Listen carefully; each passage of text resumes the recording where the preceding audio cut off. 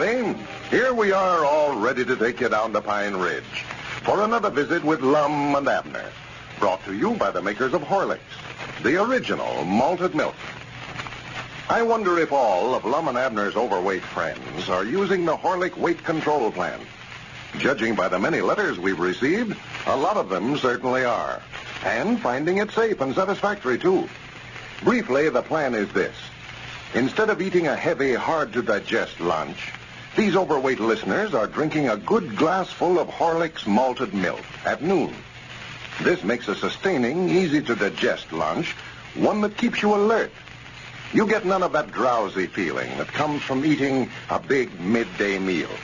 Yet, and this is the point, Horlicks offers sustaining nourishment without the excess calories of a heavy meal. And excess calories are just what bring your excess worries. Try Horlicks yourself. It saves time, money, and health.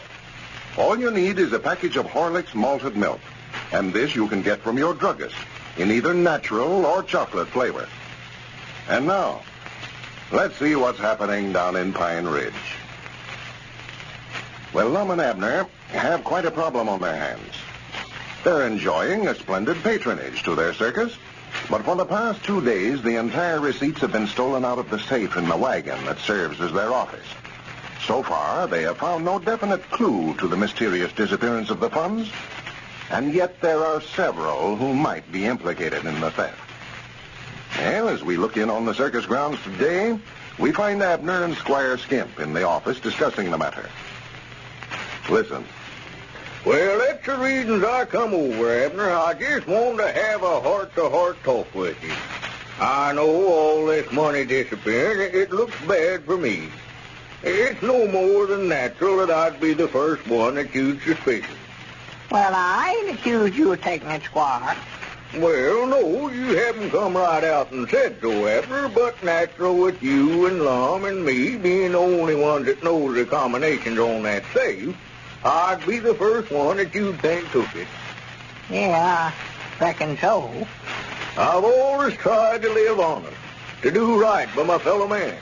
And that's why it grieves me so to think that you'd even suspicion for 1 minute that I'd slip in this wagon under the cloak of darkness and take from that safe money that belonged to you and Lum, 2 of my oldest friends. Well, now, Squire, I wouldn't let myself get all tore up over this. Well, it's a matter of defending my honor, Abner. A man reaches my age in life, Abner, he just ain't got much left to live for except his reputation and his friends. Well, a little money laid up, too, won't hurt nothing. Yes, but if I had to sacrifice my principles for a few paltry dollars, take advantage of old friends like you and Lum, I'd choose a pauper's grave first. I told you, Squire, you wouldn't have made a bad out at preaching, you know it? Well, I just want you to know, Abner, that although the finger of suspicion is pointed at me, my conscience is clear. I've done nothing to betray your trust. Well, I told you I didn't think you done it, Squire. Ain't no use for you to keep telling me that you never stole the money. Well, now, that's fine. I'm glad to hear you say that, Abner, I am. I'm willing to hire a detective out of my own pocket to come in here and clear up the whole thing rather than to have you suspicion me for 1 minute. Well, I don't see no need in doing that, Squire. We're bound to find out eventually who took it. Well, Abner, I want to talk to you a little confidential. Don't want you to quote me on this, but had it ever occurred to you that Lum might be taking that money himself? Lum? What in the world would he be wanting to take it for? It belongs to me and him. Besides, that wouldn't be stealing if he took it. Well, of course, half of it belongs to him, but half of it is yours, too. Yeah, but Lum never done nothing. He just never had nothing to do with it. I'll guarantee that, Squire. He's just as honest a man as ever drawed breath. Why, you seen the surprised look on his face when he opened that safe and seen the money was gone. Yes, but now he might have been looking that way on purpose, Abner, to throw you off the track, you know. No. I've known Lum too long, Squire. Had too many dealings with him. It couldn't have been him. Well, I don't know, Abner. I don't think that Lum would do a thing like that ordinarily, no. But sometimes, a man can be influenced into doing something that he knows is wrong. What do you mean by that, Squire? Well, just to talk straight, Abner. Now, here's this bareback rider, Zenola.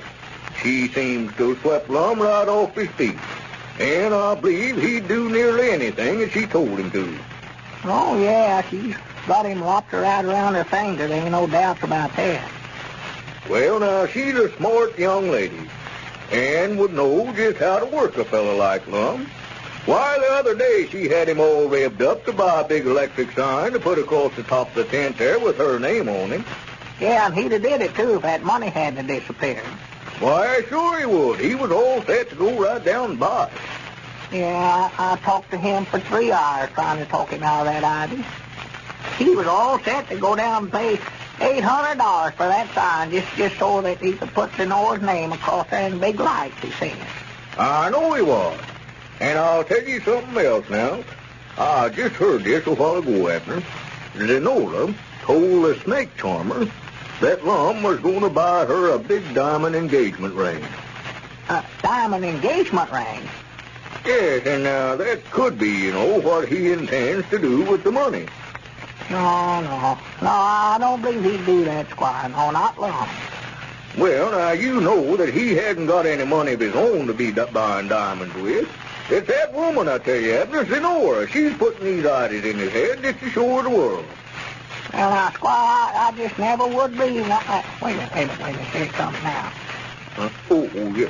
Well, it's just like I say, Abner. You men ought to make a lot of money out of this circus. The crowd has been good here lately. Gentlemen. Hello, Lum. Good evening. Yeah, come on in, Lum. Keep your seat, Squire. I can sit right over here. Oh, no, Lum. I was just fixing to go anyway. I've got a little business to attend to before the performance tonight. Well, I'll be around there before long, Squire, to open up the box office. All right, Lum. What's the matter, Lum? Oh, I'm just getting to where I can't hardly stand to be around that Squire Skimp. Yeah, what's the matter with you and Squire? Well, I just don't like the altitude he's taking about this money disappearing.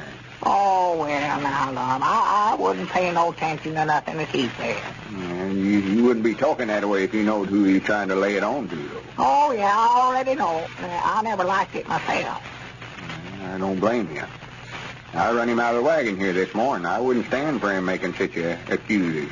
Well, now, that ain't going to get the money back, Lum. Him accusing somebody. I'll bet you whoever's been stealing it gets a surprise tonight, all right. A surprise? Yeah, I ain't going to put it in that safe no more. You ain't? Why, no. They got it out of there twice. They ain't no use to just give it to them. Yeah, well, now, I wouldn't be carrying that much money around on me, Lum. That's dangerous business now. Well, I ain't going to carry it on me. I'm going to hide it in another place tonight. I ain't going to put it in the safe. Oh. I'll hide it in the bottom of that trunk over there tonight and then take it out in the morning, carry it down to the bank, and deposit it. I was going to put it in the trunk, you say. Wait a minute, be quiet. Yeah, what's the matter? Wait a minute, I hear something. Huh? Wait a minute. Wait just a minute. What are you doing there? Hold on there. Who is that? Cedric, is that you? Yes, Mom. Well, what are you doing slipping around the side of the wagon there? Why, I wasn't slipping around, Mr. Lum. I just started to come in the wagon, and I seen you and Mr. Abner was talking some business, so I started to leave. Well, don't be hanging around this wagon. Just stay away from here. Yes, Mom. Squad, you scared me to death, Lum, when you jumped up that way and run to the door there. Yeah, I reckon I'm a little nervous. This thing's got me about half out of my head, Abner. Abner, you reckon Cedric could know anything about where that money's been going? You mean, you reckon if he stole the money, Cedric? Yeah. Oh, why, no, Lum. Why, Cedric couldn't get in the safe if he wanted to. He don't even know the combination. Well, now, that's just all you know about it. He knows that combination a heap better than me or you does. You mean Cedric knows the combination to the safe? Yes, sir. Oh. You know, I never can recollect the thing myself, and yesterday evening I went to open the safe, and there's just me and Cedric in here, and I couldn't recollect the combination, and he sat right there and told me what it was. He did? Yeah, I never thought nothing about it at the time, but I got to studying about it today. I don't know, Abner. I hate to think such a thing about Cedric. I've always liked the boy. Oh, Cedric's a fine boy, Lum. He's worked there in the store for us over Pine Ridge for years. Oh, Never sure. had no trouble with him. Oh, I'll trust Cedric, Lum. I'll give him chances to take things. He's just honest as he can be. Yeah, but I'll sworn he's pranking mighty strong at him. Well, now, Lum, I wouldn't go nothing on that now. He might have just watched, me and you open the safe and happened to learn the combination by heart, accidental. Yeah, I don't know. Well, it's him or Squire Skimp one, I know that. Well, now, I don't believe Squire done it neither, Lum. I thought so maybe for a while, but he was in here a while ago and talking to me about it, and he just might not have brung tears to my eyes, tell me how innocent he is. How innocent he is? Oh, yeah, he sat here and told me on his word that he never had a thing in the world to do with it. Well, you don't expect him to come right out and admit to it, do you? Well, no, Lum, but he talked awful honest to me. Well, a fellow that steals money that way ain't going to admit to it. Well, no, but Squire, he looked me right in the eye when he said it, Lum. Oh, I tell you, Abner, after some of the other stunts Squire Skimp pulled on us, I wouldn't put nothing past him. Well, there's one thing about it. If you hide it in the trunk tonight, why, me and you can watch your safe. Find out what you're saying, Abner.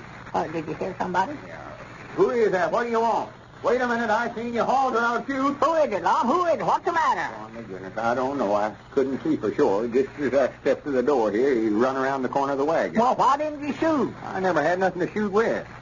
Wait a minute, listen. Watch where you're going next time. Somebody get hurt the first thing you know, running around here like a wild man. Is that you, Squire? What's the matter? Oh, that brother of Zenora's come tearing around the end of the wagon there and run right square into me, knocked me right flat on my back.